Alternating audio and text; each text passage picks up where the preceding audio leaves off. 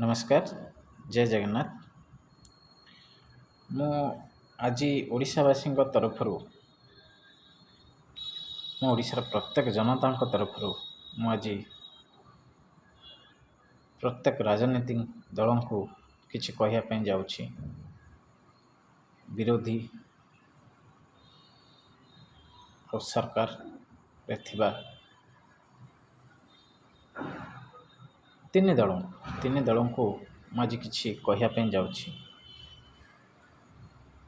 ଯେ ନୂଆ ସରକାର ହେଲା, ପ୍ରଥମ ବିଧାନସଭାର ଅଧିବେଶନ ବି ଆରମ୍ଭ ହେବା ପାଇଁ ଯାଉଛି। 3 ଦିନ ହେଇଗଲାଣି ବିଧାନସଭାର ପବିତ୍ର ଗୃହ ଅଚଳ ହୋଇ ପଡ଼ିଛି। ତେବେ ମୁଁ ପ୍ରତ୍ୟେକ ତିନି ଦଳର ପ୍ରତ୍ୟେକ ନେତା MLA MP ମାନଙ୍କୁ ଏବଂ ବିରୋଧୀ ଦଳର ନେତା ଏବଂ ରାଜ୍ୟ ସରକାରଙ୍କୁ ମୁଁ ଗୋଟେ କଥା କହିବା ପାଇଁ ଯାଉଛି ଯେ ବିଧାନସଭା ଚାଲେ କେବଳ ଲୋକଙ୍କର ଯେଉଁ ଅସୁବିଧା ଅଛି ସେଠି ସମସ୍ତେ ଉପସ୍ଥାପନ କରନ୍ତି। ସେଇଠୁ ହିଁ ଲୋକମାନଙ୍କର କ'ଣ ଭଲ ମନ୍ଦ ହେବ ସେଇଠି ବିଚାର କରାଯାଏ। ମୁଁ ଦେଖୁଛି 3 ଦିନ ହେଲାଣି ଏ ପବିତ୍ର ଗୃହ ଅଚଳ ହୋଇ ପଡ଼ିଛି। ମୁଁ ପ୍ରତ୍ୟେକ ନେତା ମନ୍ତ୍ରୀମାନଙ୍କୁ ପଚାରିବା ପାଇଁ ଚାହେଁ, ଆପଣ କ'ଣ ଏଇଥିପାଇଁ ଏଇଠି ଆସିଥିଲେ ବିଧାନସଭାକୁ? 3 ଦିନ ହେଇଗଲାଣି ଏଠି ଆପଣଙ୍କୁ ଜନତା ମାନେ ପଠାଇଛନ୍ତି ଆମର ଅସୁବିଧାକୁ କେମିତି ପୂରଣ କରନ୍ତୁ। ଏଠି ଆପଣ ବିରୋଧୀ ସରକାର ଆଙ୍କ ଭିତରେ ଯେଉଁ ଛକାପଞ୍ଝା ଖେଳ ଚାଲିଛି,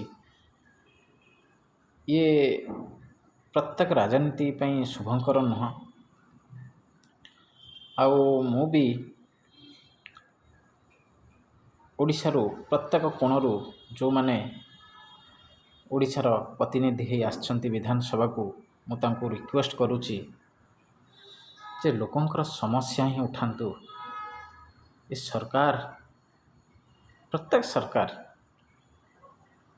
ମୁଁ ବି ନବୀନ ବାବୁଙ୍କୁ ରିକ୍ୱେଷ୍ଟ କରୁଛି, ସାର୍ ଯଦି ଆପଣ 4.5 କୋଟି ଜନତାଙ୍କୁ ଏତେ ଭଲ ପାଉଛନ୍ତି, ତେବେ ଏ ପବିତ୍ର ଗୃହକୁ ଚଲେଇବା ପାଇଁ ସୁଯୋଗ ଦିଅନ୍ତୁ। ଏବଂ ଆପଣ ସବୁଆଡ଼େ ଏବେ ଗୋଟେ କଥା ଚାଲିଛି ଯେ ସରକାର କିଛି କରୁନାହାନ୍ତି। ଆରେ ଆମେ ଯଦି ଚିନ୍ତା କରିବା, ସରକାରଙ୍କର ତ ମାସେ ମାତ୍ର ହେଇଛି। ଆପଣ ଏମିତି ଅଧୈର୍ଯ୍ୟ ହେଲେ ହେବ କି? ସରକାର ମାସେ ମାତ୍ର ହେଇଛି ସରକାରଙ୍କୁ, ତ ଆଗକୁ ଦେଖନ୍ତୁ କ'ଣ ହେଉଛି, କ'ଣ ଜନସାଧାରଣଙ୍କ ପାଇଁ ଭଲ ମନ୍ଦ ହେଉଛି ଆପଣ ଆଗେ ଦେଖନ୍ତୁ, ତାପରେ ଆପଣ ପ୍ରତିବାଦର ସ୍ୱର ଉଠାଇବେ। ତ ଗୋଟେ ସରକାରଙ୍କୁ ମାସେ ହେଇନି ଆପଣ ଏଇଭଳି ହଟ୍ଟଗୋଳ ବିଧାନସଭାରେ କରୁଛନ୍ତି। ଏ ଲୋକ ସମାଜକୁ କିମ୍ବା ଗଣତନ୍ତ୍ରକୁ ଇଏ ଶୋଭା ପାଉନି। ଗଣତନ୍ତ୍ରର ପ୍ରଥମ ଅଧିକାର ହେଉଛି ଲୋକଙ୍କର ହକ୍, ଲୋକଙ୍କର ଯେଉଁ ମୌଳିକ ସମସ୍ୟା, ବେକାରୀ ଯୁବକମାନଙ୍କର ସମସ୍ୟା, ଆପଣ ତ ସେଠି ବିଧାନସଭାରେ ଯାଇକି ହୋ ହାଲ୍ଲା କରୁଛନ୍ତି। ଆପଣ କେବେ ଥରେ ଚିନ୍ତା କରିଛନ୍ତି ଯେ ଗୋଟେ ଗରିବ ଜନତାଟେ ଆପଣଙ୍କୁ ଯେଉଁ ପ୍ରତିନିଧି କରିକି ଛାଡ଼ିଛି, ତା'ର ଅବସ୍ଥା କ'ଣ ହେଉଥିବ? ତ ମୋର ପ୍ରତ୍ୟେକ ରାଜନୀତି ନେତାମାନଙ୍କୁ ଏବଂ ରାଜ୍ୟ ସରକାରଙ୍କୁ ଅନୁରୋଧ,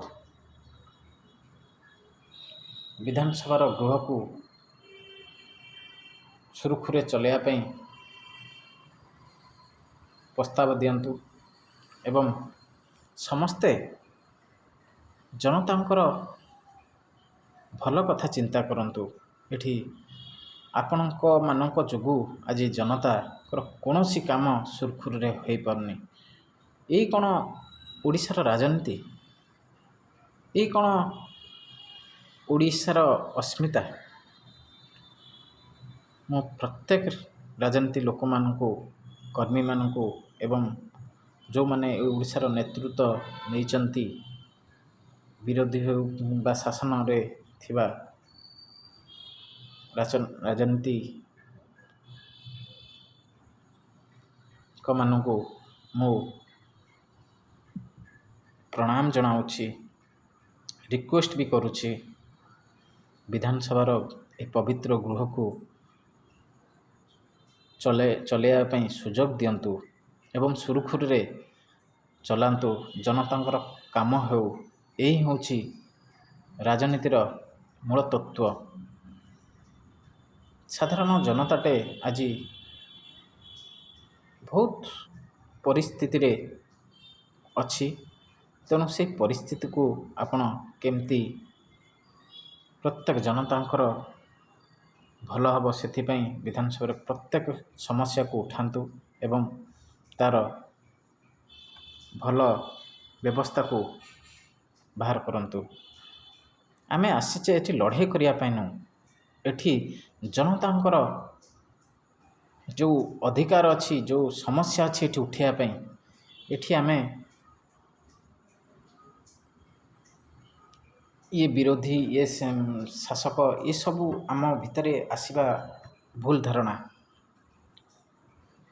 ଓଡ଼ିଶାର ଲୋକ, ଓଡ଼ିଶାର ଭଲ ହେଲେ ସମସ୍ତେ ଆମେ ଖୁସି ହେବା କଥା।